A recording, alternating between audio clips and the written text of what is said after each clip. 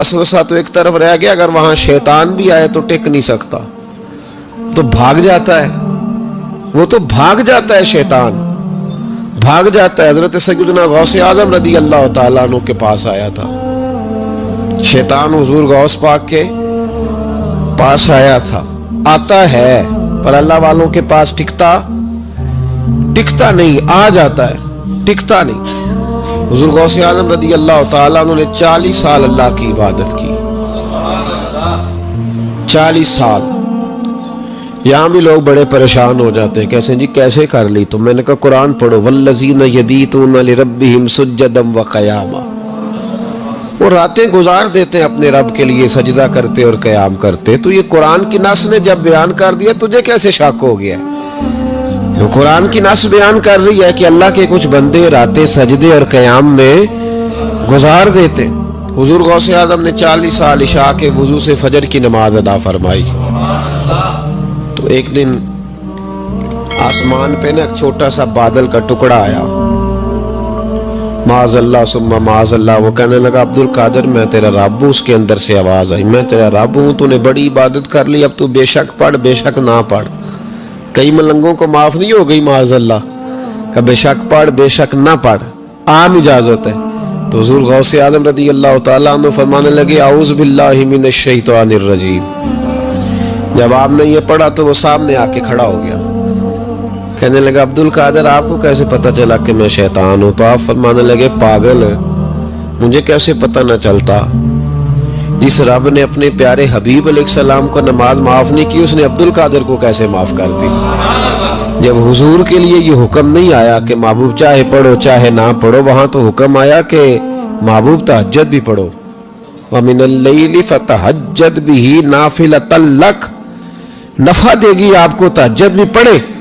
تو ان کے لیے جب یہ حکم نہیں تو میرے لیے کیسے آ گیا؟ اب شیطان تھا نا، تو اس نے پھر ایک اور چال چلی، یہ باز نہیں آتا، ہم باز آ جاتے ہیں کئی دفعہ، اس کے پیچھے پیچھے چلنے لگ جاتے ہیں، لڑ کے تھک جاتے ہیں، وہ نہیں تھکتا، وہ نئی سے نئی چال، نئی سے نئی چال، اس کا نیا سے نیا روپ، من الجنت والناس، جنوں میں سے بھی اور اس کے نئے سے نئے روپ ہوتے ہیں۔ اس نے ایک نیا روپ دھار لیا، کہنے لگا عبد القادر 300 ولی میں نے اسی طرح گمراہ کیے، آپ چونکہ عالم تھے تو آپ کے علم نے آپ کو بچا لیا۔ تو غوث اعظم فرمانے لگے نئے روپ سے آئے ہو؟ کہنے لگا 300 میں نے گمراہ کیے، یہ تو آپ عالم تھے تو بچ گئے، آپ جانتے تھے تو بچ گئے، میں نے 300 گمراہ کیے۔ تو حضور غوث اعظم فرمانے لگے پھر گمراہ کرنے لگے ہو نیا روپ دھار کے؟ مجھے میرے علم نے نہیں بچایا، مجھے اللہ کے فضل نے بچایا ہے۔ کئی عالم بھی تو گمراہ ہو جاتے ہیں نا، مجھے میرے علم نے نہیں بچایا، مجھے میرے اللہ کے فضل نے بچایا ہے۔ میرے بھائی، میرے عزیز طریقت کے مسافروں، یاد رکھو، سمجھ لو اس بات کو کہ وسوسہ آتا ہے۔ وسوسہ، دو قسم کے مہمان آتے ہیں، دو قسم کے مہمان۔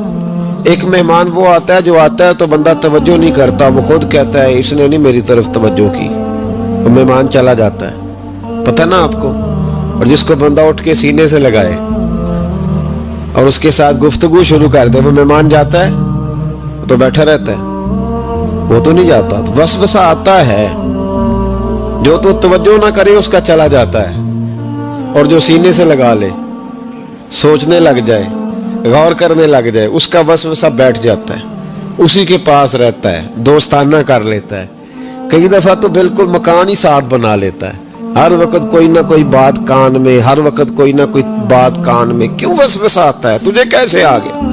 اس کا یقین کامل ہو، اسے وسوسہ کیسے آئے؟ جس کی توجہ سیدھی ہو اسے وسوسہ نہ چھڑ یار دا بوہا، نہیں تے ہو جاویں گا روگی، جیڑی بکری اجڑوں وچھڑی او بگیاڑا جوگی۔ یہ تو بھئی تو اگر اندر رہتا، صحبت کے اندر رہتا، چھتری کے نیچے رہتا، تو پھر وسوسہ تجھے کیسے وسوسہ کس طرح تیرے پاس آیا؟ وسوسہ اس کے پاس آتا ہے جو وسوسے کی جانب توجہ کرتا ہے۔ بہت زیادہ لوگوں کو بدگمانی ہونے لگی ہے، بہت زیادہ وسوسے آنے لگے ہیں، بہت زیادہ خیال ہونے لگا ہے، بہت زیادہ توجہ ہونے لگی ہے، بڑی लोगों का मेयार इस तरफ जाए, हर चौथा आदमी आके कहता है बुरे ख्यालात आते। क्यों भाई बुरे ख्यालात आते, कैसे आ गए? हमारा तो दिल ही एक है और दिल में यार भी एक है, दूसरे के लिए जगह ही कोई नहीं, तो वसवसा कैसे आएगा? हम तो उसके दीदार से ही आज तक फारिग नहीं हुए, तो गैर की तरफ देख कैसे लिया? ये कैसे हो गया? मुमकिन कैसे हुआ? अपने आप को समेटे, इन वसवसों से अपने आप को बचाएं, इन पर कतई तौर पर कोई तवज्जो न दे। और अगर कभी आ भी जाए, अगर कभी आ भी जाए तो मैंने कहा है कि उसको सीने से लगाने की जरूरत, उसको झटक दे, बात खत्म हो गई। आ जाता है वसवसा, बड़ों को आ जाता है, वसवसे आया करते हैं, आया जरूर करते हैं, लेकिन जो लोग काबिल होते हैं, जिनका ईमान मजबूत होता है, जिनका तयक्कुन मजबूत होता है, उन लोगों के पास वसवसे हमेशा रहते नहीं। एक अहम बात इस्लाह की जो समझनी बड़ी जरूरी है, आपके लिए बड़ी जरूरी है। आपने ये गौर करना है कि वसवसा आता कहां से है। कोई नहीं समझ आई आपको मेरी बात की? नहीं आई होती तो आप बड़ी दूर पहुंच चुके होते। सर्दी बड़ी ज्यादा थी कमरे में, तो कहीं से हवा आ रही थी ठंडी, तो अब ठंड बड़ी लग रही थी, तो बंदे ने फौरन उठ के भला क्या करना होता है? नहीं, वो पता नहीं कित्थों आ रही बारी दी, तो अभी गाली है ना जी। अगर तो खिड़की से आ रही है तो किसको बंद करेंगे, और अगर दरवाजे से आ रही है तो जी, और अगर छोटे बच्चे ने पंखा चला दिया तो जी, चल पंखा रहा है, बंदा सारा दिन दरवाजा बंद करता रहे। समझना है आपने बात को, आपने उस दरवाजे को बंद करना है जहां से वसवसा। हुजूर गौसे पाक को अल्लाह ने बड़ा एजाज दिया, बड़ी करामात दी। आप फरमाया करते थे, मैंने 40 साल अपने रब को राजी किया मुसल्ले पे बैठ के। तो मेरे मालिक ने फिर पूछा है कि अब्दुल कादर कुछ मांग ले, कोई बात कर ले, तो सैयदना गौसे आजम रदी अल्लाह ताला अन्हु फरमाते हैं कि मैंने फिर अपने रब करीम की बारगाह में अर्ज किया, मालिक जो क़यामत तक मुझसे मोहब्बत करे, फजल करना उसे बगैर तौबा के मौत ना देना। तो मेरे रब ने मेरी इस दुआ को शर्फ़े कबूलियत अता फरमाया कि जो मुझसे प्यार करेगा, मेरा नाम लेगा, वो बगैर तौबा के नहीं मरेगा। जिन्नात भी आपकी बारगाह में हाजिर होते हैं। आपको शेख बहरो बर कहा जाता है। जब आपने मिंबर पर बैठकर ये ऐलान फरमाया ना कि मेरा ये कदम हर वली की गर्दन पर है, तो खुरासान के जंगलों में मोइनुल मिल्लत वद्दीन अताए रसूल हिंदुल वली ख्वाजा मोइनुद्दीन अजमेरी मौजूद थे। तो वहाँ ऐलान करने लगे, कहने लगे गौस पाक सिर्फ गर्दन पे क्यों, आप मेरी आंखों पे भी कदम रखें, मेरे सर पे भी कदम रखें। अल्लाह ने इन औलिया को बड़ा एजाज दिया, इन्हें अल्लाह ने बड़ी शान दी। अपनी निस्बत अल्लाह के बंदों से मजबूत रखें। ज़रूरी नहीं कि आप किसी जगह मुरीद ही होंगे तो आपकी निस्बत मजबूत होगी। आप ख्वाजा मोइनुद्दीन से प्यार करें, आप हजरत बहाउल्लाह नक्शबंद बुखारी से प्यार करें, दाता अली अजमेरी से प्यार करें, आप गौसे पाक जिलानी से, आप अल्लाह के नेक बंदों से मोहब्बत करें, इनका तज़किरा सुनें। अब तो पूरी मुहिम चली हुई है अल्लाह के बंदों के खिलाफ। लोगों ने ऐसा वार चलाया कि बस जी कुछ भी नहीं जी, आप छोड़ें, आप डायरेक्ट किताब सुन्नत को पढ़ें, कोई भी नहीं जी, कोई वली नहीं। तो फिर वो जो इतनी आयतें हैं, वो हदीसें हैं, वो सारा कुछ, इसका मतलब है उम्मत में वली होते ही नहीं। तो अला इन्ना औलिया अल्लाह ला खौफुन अलैहिम वला हुम यहज़नून का क्या माना है, इसका क्या मतलब? आपने तो मिलिया मेट कर दिया सारा। पूरी मुहिम चली, अल्लाह के बंदों से प्यार करें। और मेरे नबी पाक सल्लल्लाहु अलैहि वसल्लम ने फरमाया जो जिससे प्यार करेगा क़यामत के दिन उसी के साथ उठाया जाएगा। और हज़रत अबू ज़र ग़िफ़ारी ने अर्ज़ किया था, या रसूलल्लाह अगर वो उन जैसे अमल न भी करे तो फरमाया अल्लाह बड़ा करीम है, ईमान की सलामती से जाए अल्लाह उनके साथ ही खड़ा फरमा देगा। सैयदना गौसे आज़म की करामात इतनी मुतवातर के साथ हैं कि मुल्ला अली कारी फरमाते इतनी तो करामतें सुनी नहीं जितनी गौसे पाक को अल्लाह ने अता फरमाई। रब करीम ने उन्हें दर्जा दिया, वकार दिया, उनकी दुआओं को कबूलियत दी, अल्लाह ने उन्हें एजाज के साथ नवाजा, अल्लाह ने उन पर फजल फरमाया। एक ताजर था तो मुल्क शाम जाता था अक्सर तजारत करने के लिए, माल कमा के लाता, गरीबों की भी मदद करता, मदारस की, मसाजिद की, सब जगह जहां दीन की जरूरत होती पहुंचता।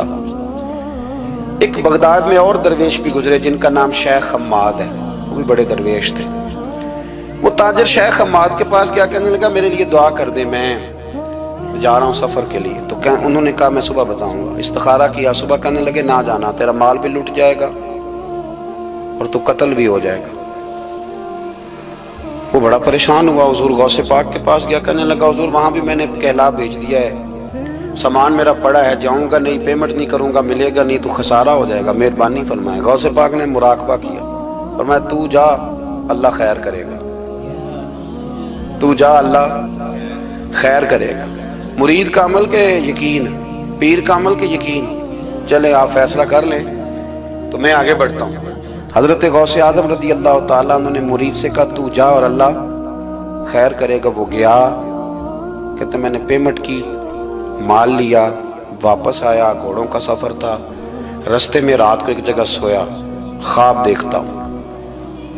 خواب میں ڈاکو آ گئے, انہوں نے پہلے مال لوٹا, پھر مجھے قتل کیا, اور جب میرے گردن پر انہوں نے خنجر چلائی, خواب دیکھ رہا ہوں تو میری فٹافٹ آنکھ کھل گئی, اور جب میری آنکھ کھلی تو میں اسی وقت ہی رخت سفر باندھا, سر پٹ گھوڑے دڑائے, کچھ رات کو کچھ دن کو, سویرے بغداد پہنچ گیا.